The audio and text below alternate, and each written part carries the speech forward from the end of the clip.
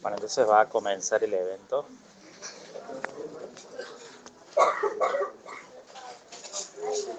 Bueno, buenas noches. ¿Se escucha bien así? Porque queremos ver si logramos evitar la instancia de usar el micrófono.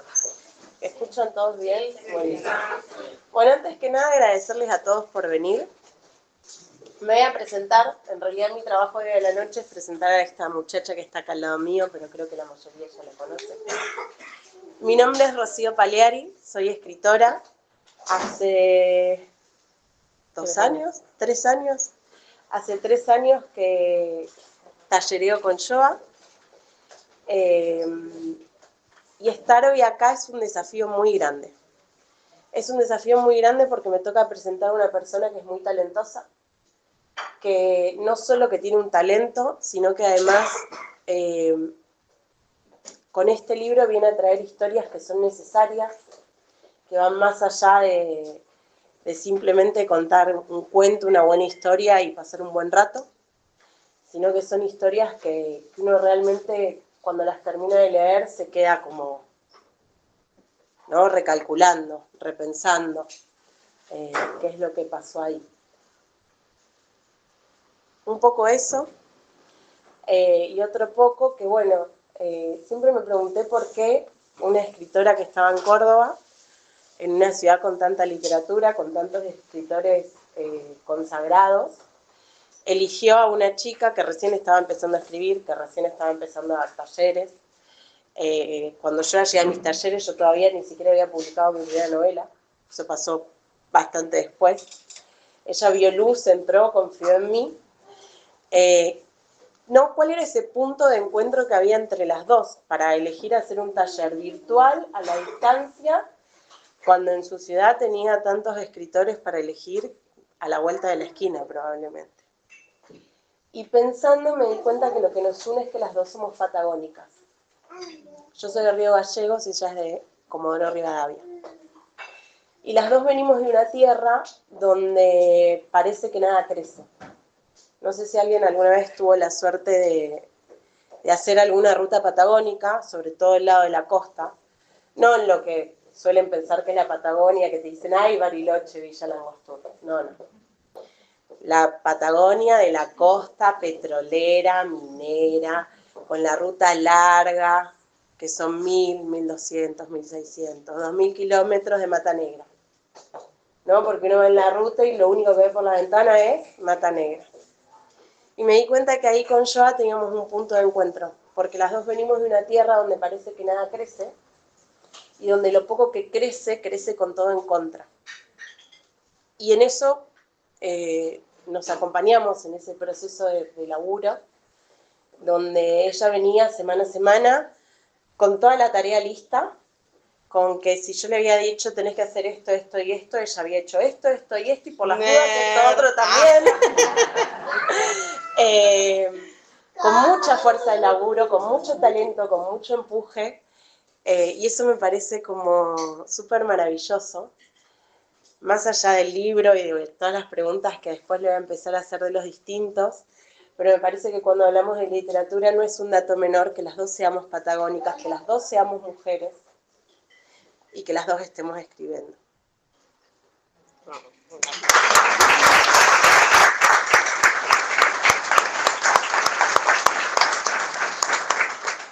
Me da tiempo a pensar qué digo después de eso. Sí, es así tal cual. Yo desde muy pequeña, bueno, a mí me gusta mucho leer desde siempre. Era pequeña antes, Valen. Siempre fui vieja, ¿sí?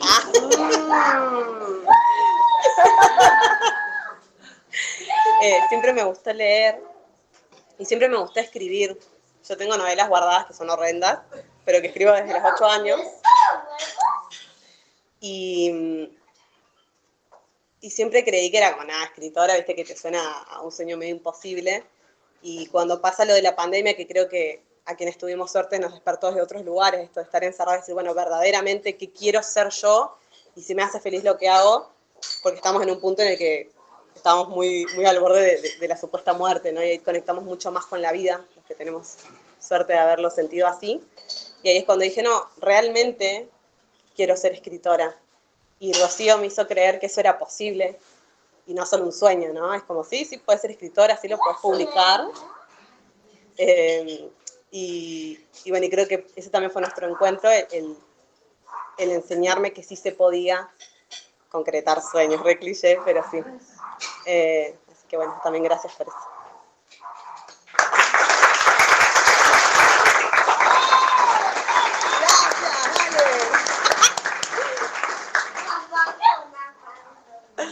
Bueno, hoy estamos acá por Los Distintos, que es este libro hermoso con esta tapa hermosa que ven acá, que me parece que es un libro importante en el sentido de que cuando lo empezamos a trabajar, cuando yo empiezo a traer sus primeras historias, que son las que hoy conforman este libro, empezamos a hablar que, bueno, que esto era un libro que iba de la inclusión, ¿no? Que al contar las historias de los cuidadores, de personas que viven de formas distintas, era un libro que hablaba de la inclusión. Y cuando llegamos al final, de ya tenerlo editado, corregido, de salir a buscar una editorial, y me pongo a releerlo, y yo propone este título tan lindo que tiene, que es Los Distintos, llegué a la conclusión de que es un libro que en realidad, sí, podríamos decir que habla de la inclusión, pero en realidad habla de lo distinto, porque es imposible hablar de inclusión si no hablamos de lo distinto. Y es un libro que nos invita no solo a repensar el mundo en el que vivimos, cómo miramos a los demás, sino a volver a mirarnos a nosotros mismos. A volver a mirarnos a nosotros mismos, a volver a preguntarnos en qué somos distintos, qué trae eso en lo que somos distintos a nuestra vida, ¿no? Porque muchas veces nos pasamos la vida escondiendo cosas porque no encajan y al final son nuestros grandes talentos. Yo crecí escondiendo que era una lectora voraz, porque eso me hacía rara, y al final hoy es mi fuerza de trabajo y es lo que me da de comer y me pone el plato en la mesa todos los días. Y así como yo cuento esta pavada, estoy segura que hoy en este lugar, si todos nos preguntamos en qué somos distintos, nos podemos empezar a reconocer en pequeñas cosas así. Entonces, Joan, yo quería preguntarte, ¿por qué el título? Cuando empiezo el proyecto, en realidad el título era el lado de la discapacidad y la idea un poco del libro era hablar de inclusión. Y empecé escribiendo 1 o 2 cuentos en el taller con Rocío, hasta que me di cuenta de que cuando yo me enfrento a la discapacidad, no como fonoaudióloga sacándome ese título, ¿no? Sino, bueno, en el baile hay que tener compañeros o en la vida, a mí me incomoda la discapacidad. Digo, ¿por qué me incomoda enfrentarme, por ejemplo, a una persona con discapacidad adulta? Primero, porque no es lo que yo suelo trabajar, pero segundo es porque no es la discapacidad lo que me molesta, es lo desconocido lo que nos molesta. Nos gusta ir por la vida etiquetando, ¿no? Gordo, flaco, negro, blanco, lindo, feo. Y cuando nos pasa que no podemos etiquetar a una persona, como es rara, tiene algo pero no sé qué es, porque bueno, si tiene síndrome de Down o tiene algo que podemos etiquetar, ok, nos tranquiliza un poco. Pero ¿qué pasa con esa parte de la sociedad, si se quiere, a la que no le podemos poner una etiqueta? ¿No? Eso nos viene a incomodar y nos cuesta reconocerlo. Entonces yo dije, en realidad acá no es la discapacidad solamente, incluso este libro no solo tiene cuentos de personas con discapacidades o con condiciones, sino que relata a veces relatos de personas neurotípicas que en algo también distinguimos, ¿no? En algo también distinguimos y en algo también somos apartados, o por algo somos apartados también. Entonces yo decía, qué difícil arrancar este libro que quería transmitir todo eso, ¿cómo hago para escribir de todas las discapacidades? Bueno, verán el grosor, que claramente no tiene ni la mitad, pero porque en un momento me detuve y dije, bueno, es que no. La idea de que vayamos leyendo cada relato, o al menos es la idea que yo quiero transmitir, es esto de, no tiene que ver con que si el relato me habla de una persona con trastorno del espectro autista o de una persona con síndrome de Down, sino considera, ok, me incomoda, simplemente eso, incluso en el relato de una persona neurotípica. Bueno, y ahí cambié y dije, no, sí es el lado B de la discapacidad en algún punto, y después hablaré de eso también, pero el verdadero título tenía que ser Los Distintos, que nos incluye a todos. Voy a abrir mi machete porque tengo muchas cosas para ir preguntando.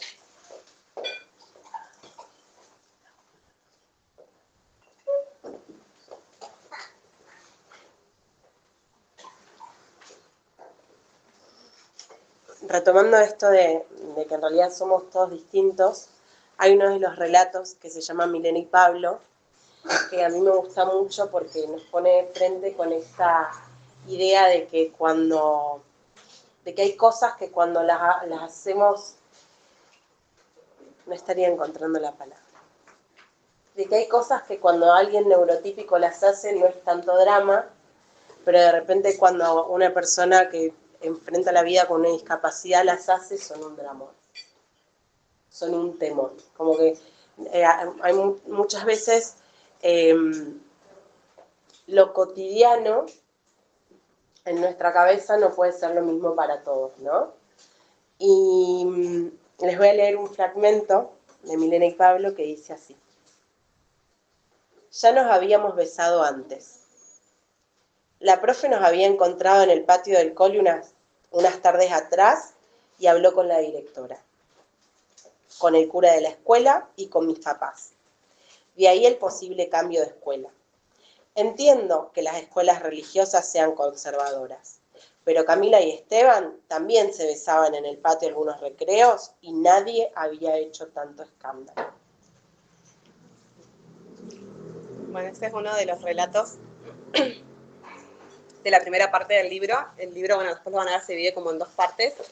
Una primera que habla de todas las personas que presentan y viven la condición o la discapacidad. Y la segunda parte que habla de los acompañantes, de quienes acompañamos, terapeutas, familiares o parejas, etc. Este es parte de la primera parte. Y es uno de los últimos cuentos que escribí, porque en esto de darme cuenta que me incomodaba a mí, que fueron las últimas preguntas que a mí como escritora me fueron surgiendo, porque yo en teoría quería aclararle al mundo esto, y me da cuenta de que yo no lo tengo tan claro tampoco. Digo, bueno, ¿qué nos pasa también con las cosas que hacen los neurotípicos cuando les hace una persona con discapacidad? Este es un relato de dos adolescentes teniendo como su primera vez, y cómo nos cuesta imaginarnos a alguien con discapacidad teniendo sexo, ¿no? Incluso, no sé, cuento una anécdota que es horrible, pero que es real, de alguna vez haber usado aplicaciones de citas, Tinder, por ejemplo, y de ver a una persona en silla de ruedas y decir, bueno, mejor no, ¿no? Y de tener todo un prejuicio sobre eso, desde la ignorancia, claramente.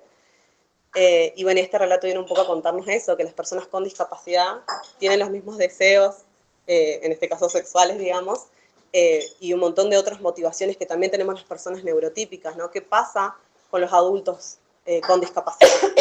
Porque tenemos todo un sistema preparado para ellos, para el nivel inicial, para el nivel secundario. Ahora, ¿qué pasa cuando es un adulto? ¿Dónde están? ¿Dónde trabajan? ¿No? Esto un poco nos viene, es la idea un poco, hacernos reflexionar que estas cosas que son tan cotidianas para nosotros, no lo son para personas con discapacidad. Y que está bueno que nos cuestionemos eso, desde el sexo y de ahí en más. Y un montón de otras cosas. El primer cuento que trae Joa, que forma parte de este libro, ya veníamos trabajando otras cosas, se llama Facu, y habla de un nene con autismo.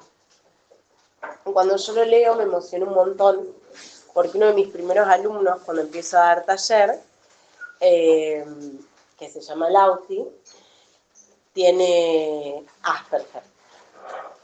Y yo en ese momento, bueno, me emocioné, yo ya llevaba casi 2 años trabajando con Lauti, una experiencia hermosa y totalmente inesperada, que hoy me causa mucha gracia, pero en su momento, cuando la mamá me llama por teléfono para anotarlo, yo anoto a mis alumnos por Instagram.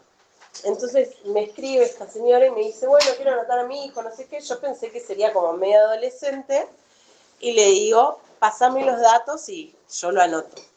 Ella me pasa todo y al rato me dice, ay, pero ¿te puedo llamar? Bueno, le digo, llamame, digo, no sé, algunos papás son más hinchas que otros, qué sé yo. Y ella en realidad me estaba llamando para avisarme que su hijo tenía síndrome de Asperger. Y a mí me parece una paparruchada que alguien me tenga que llamar para avisarme que el pibe tiene. La verdad, Lauti llegó al taller con un cuaderno, un lápiz y trabajó igual que todo el resto y estuvo 2 años.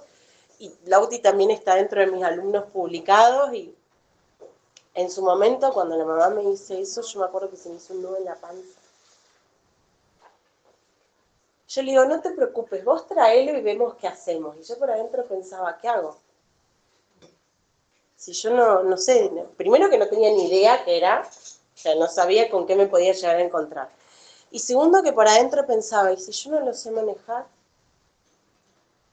¿Y si yo no le puedo enseñar? Y me acuerdo que mi mamá me dijo, mira, vos tenés que agarrar como si fuera cualquier otro alumno y de última, si no podés, le preguntás a la mamá que seguro sabe. Y un poco retomando esto de lo distinto, a veces también lo distinto nos da mucho miedo porque es lo desconocido, ¿no? Como la primera vez que vamos a sacarnos sangre, que no sabemos si nos va a doler, si no nos va a doler, si... Y un poco eso me parece que es lo que trata Joana en cada uno de los cuentos que va narrando, que lo distinto deje de ser desconocido para quienes vamos leyendo. Sí, aparte que el problema no es tanto que nos incomode, pero yo creo que el problema de la ignorancia, es fea la palabra, ¿no? Pero creo que es lo que nos pasa como sociedad, la ignorancia que tenemos frente a la discapacidad, el problema es no reconocerla, porque hay como muchas frases hechas alrededor de esto. Yo mientras, más que cuando lo escribía en el momento de publicación, empezaba a preguntarle a la gente, bueno, ¿qué te pasa con la discapacidad? Y todos te dicen, no, a mí no me molesta, somos todos iguales, ¿no? Todos los mismos derechos. Y yo pienso que ojalá fuera así, creo que vamos en camino a eso, pero creo que desde nuestro lugar lo que sí podemos hacer es reconocer que sí nos incomoda, porque el único modo de atravesar la ignorancia es asumiéndola, ¿no? Si vamos por el mundo como que nos las sabemos todas, bueno, nunca vamos como a salir de ese lugar. Y bueno, un poco el título de vuelta, volviendo a los distintos, todo el proceso que me llevó a llegar a eso, tiene que ver con que yo me decía, si yo, que soy una persona que hace 6 años laburo con discapacidad, a mí me sigue incomodando, obviamente que al resto también le va a pasar, ¿no? Porque también yo voy a ir por la vía como, no sé, no, porque era discapacitado, no, es una persona con discapacidad, y como, bueno, son pequeñas cosas que uno va tratando de hacer, pero yo digo, desde ese lugar es muy pequeñito lo que uno puede aportar. Bueno, el libro viene un poco a buscar sumar a eso, digamos, ¿no? Como mayor conciencia, al menos eso, que nos deje pensando, ¿qué me pasa frente a lo distinto? Otra de las cosas que está muy bueno del libro, sobre todo de la segunda tanda de cuentos, es que no se queda solo en narrar la historia de la persona con discapacidad, sino de quienes acompañan. ¿Querés contar un poco más de eso? Sí, y bueno, todo fue eso, ¿no? Como en proceso, no es que yo pensé todo el libro y salió, sino que a medida que lo iba escribiendo iba surgiendo. La primera idea era que solo fuera de las personas con discapacidad, y cuando llego a esta conclusión de qué me pasa a mí frente a la discapacidad, digo, bueno, ok, está bueno también hablar de eso y hacernos cargo de eso que nos pasa, ¿no? Porque a veces cuando uno dice, por ejemplo, profesiones como fonoaudiología, psicomotricidad, cuando uno dice que es, en mi caso, que sos fonoaudiólogo, pareciera que uno hace caridad, ¿no? Como, ay, sos re buena, ayudás. Y en realidad yo espero que las obras sociales paguen por mes. Claro que sí. Aplauso por eso. Es mi trabajo, ¿no? Y que tampoco es que porque uno de algo que en particular a mí me parece hermoso, pero no siempre uno está predispuesto o no siempre uno interviene excelentemente, ¿no? A veces, lo hemos dicho con muchas amigas de acá, no las voy a señalar, pero sí. Decimos, bueno, a veces sería más fácil tener un kiosco, esa es nuestra frase. Y suena horrible, yo, ay, pero qué feo, y te da vergüenza decirlo. Y en realidad uno de los cuentos habla de una terapeuta, que no lo spoilaremos, pero que habla un poco de esto, de un mal día que tenga una terapeuta, en donde no está teniendo toda la paciencia que suele tener o amando al paciente. A veces nos pasa que queremos dedicarnos a otra cosa. Y está mi paciente acá, te amo, Vale. Bueno, y así terapeutas, madres, parejas de personas con discapacidad. Nadie cuenta esas historias. Estamos tan centrados en la persona con discapacidad, en contenerla, que nos olvidamos de pensar qué le pasa a una madre de una persona con discapacidad, qué le pasa a la pareja de una persona con discapacidad, qué le pasa a un docente, porque también condenamos, no, porque el docente no, bueno, el docente tampoco está preparado, ¿no? Bueno, hay tantas historias sin contar que el libro queda chico, pero que es un poco lo que trata de abordar. En ese punto voy a leer un fragmento de un cuento que se llama Genaro, que dice así. Espectro quiere decir fantasma. Yo ya lo sé porque lo leí en un cuento de terror en la casa de la tía Marga. En ese cuento había espectros en una mansión. ¿Hay un fantasma en casa? Camino hasta mi habitación. Mateo mueve sus manos como tocando algo, pero no hay nada. Bueno, esa es de la segunda parte. Genaro es el hermano de un niño con autismo. ¿Qué pasa con los hermanos? ¿No? Estamos tan preocupados también en contener a este niño que supuestamente necesita de toda la ayuda y de toda la mirada, que corremos la mirada de los otros niños, ¿no? Y yo, bueno, en esto para mí fue muy interesante escribir el libro, porque en cada cuento yo trataba de ponerme un ratito en ese lugar, ¿no? Es decir, bueno, si yo fuera un niño pequeño y yo escuchara de rebote que mi hermano tiene espectro autista, la única conexión que yo lograría es como espectro es un fantasma. Qué miedo, digamos, ¿qué está pasando en mi casa? Porque tampoco nadie se detiene a decirle a este niño qué le pasa al hermano y por qué la mirada se corrió tanto de él. Así que bueno, ese sí también es de la segunda parte de las historias no contadas desde ese lugar. Y después otra cosa es que cuando somos chicos creemos que los adultos tienen todas las respuestas. Y después crecemos y nos encantaría ser ese adulto que tiene todas las respuestas y nos damos cuenta que no existe, que no sucede. Sin embargo, muchas veces nos paramos así frente al mundo. Y hay un fragmento, que yo ya con esto cierro, de uno de los cuentos que a mí me gusta mucho, creo que es uno de mis favoritos de todo el libro, que dice así. Es un cuento de, es Facu, que es el primer cuento que en realidad es el lado B, es Bianca, que es la compañerita del primer cuento que yo atrae a mi taller. Y dice así, Facu, ¿vamos a ver helicópteros? Le digo, pero Facu me grita y me empuja y yo caigo sobre el pasto. Bianca, anda a jugar con los amigos, Facu no te entiende. Los bomberos están llegando. Le agarro la mano a Facu y lo empujo para la sala. Llegamos al aula. Empujo una silla hasta el cosito que prende la luz y el ventilador. Aprieto el botón. El ventilador empieza a girar. ¡Helicópteros!, le digo a Facu. ¡Helicópteros!, me dice Facu y sonríe. ¿Jugamos a que somos pájaros?, le pregunto, y justo Facu empieza a mover sus manos como cuando juega que es un pájaro. Hago lo mismo. Somos pterodáctilos. Miro por la ventana y afuera ya no hay nubes. El señor de traje se equivocó. Los grandes no siempre tienen razón.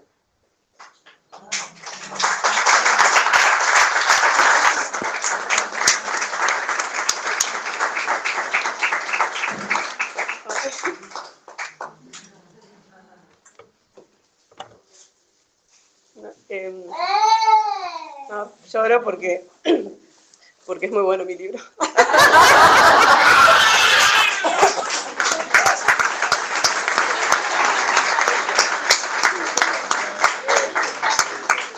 No, bueno, creo que tengo permiso de decir, Gaby es la mamá de mi primer paciente, que se llama Facu. ¿Paciente? Sí. Y bueno, y ella sabe de este libro hace mucho tiempo.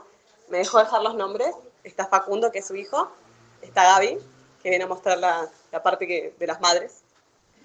Y está Bianca, que también mantuvo el nombre de ella, ya no le pedí permiso. Que era la amiga de Facu. Es la amiga de Facu. Y a mí me pasaba que Bianca, que era una niña en ese momento de 4 años, veía muy natural todo lo que Facu hacía. Como ella hacía esto, que es una descarga, ¿no? Y ella decía, ay, está haciendo que es un pájaro. Y todo era tan tierno. Y el resto era como, ¿por qué hace así? Que no haga así, ¿no? Como es raro. Y esto que todo el tiempo los adultos vamos dando como un mensaje a las infancias respecto a la discapacidad, y en esto creo que tenemos que empezar a hacernos cargos y cambiar paradigmas.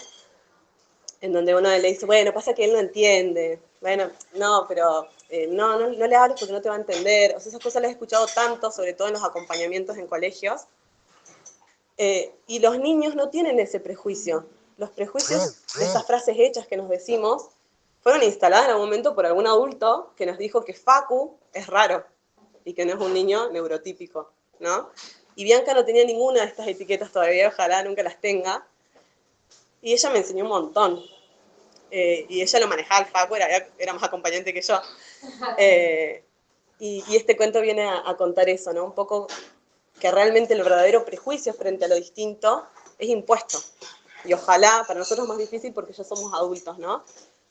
Pero les puedo asegurar que por lo menos lo tenemos que intentar, ¿no? Cuando me incomodo, cuando reacciono mal, cuando me incomoda la discapacidad o la distinción que sea, eso, hacernos cargo de que nos está incomodando y que eso no perjudique al otro, digamos. Porque uno puede sentir y pensar, ¿no? La cosa está en qué hacemos con eso que sentimos y pensamos. Bueno, eso.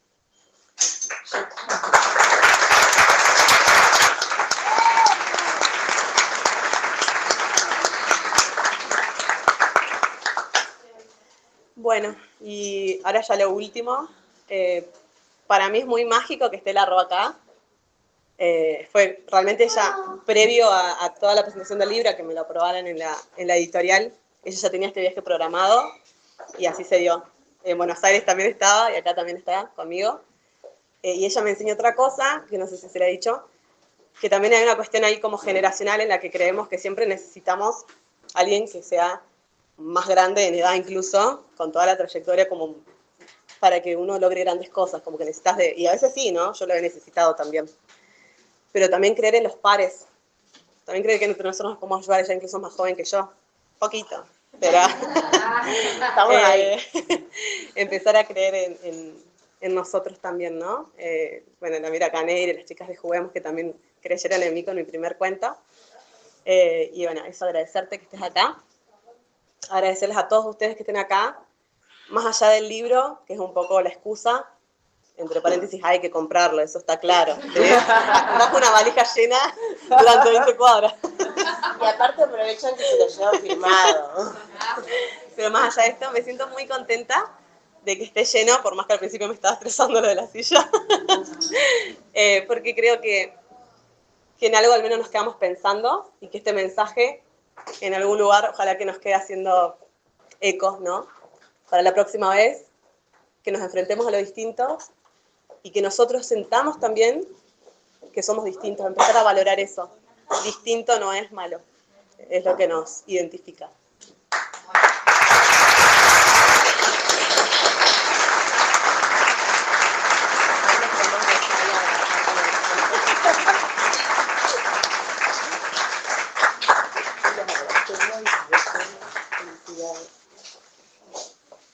Bueno, ahora comemos. Y ahora comemos. No, vos tenés que firmar libros. Tengo que firmar libros. La escritora no come. ¿No te conté eso? No come, no bebe. Sí, vas a estar más cómodo.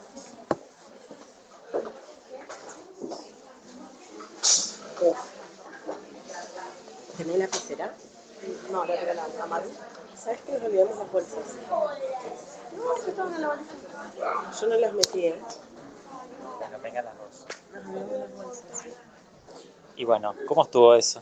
Muy hermoso, gracias por estar. Estamos muy contentos. En pocas palabras. Ya te dijiste todo. No, pero yo tengo para contar este momento. ¿Cómo estuvo? Re lindo, muy, muy lindo. Bueno, gracias por permitirme esta posibilidad de transmitir este evento, que es el primero a prueba piloto, aunque sonaba feo, pero es así. Así que bueno, estamos ya en el camino de continuar compartiendo este tipo de cosas.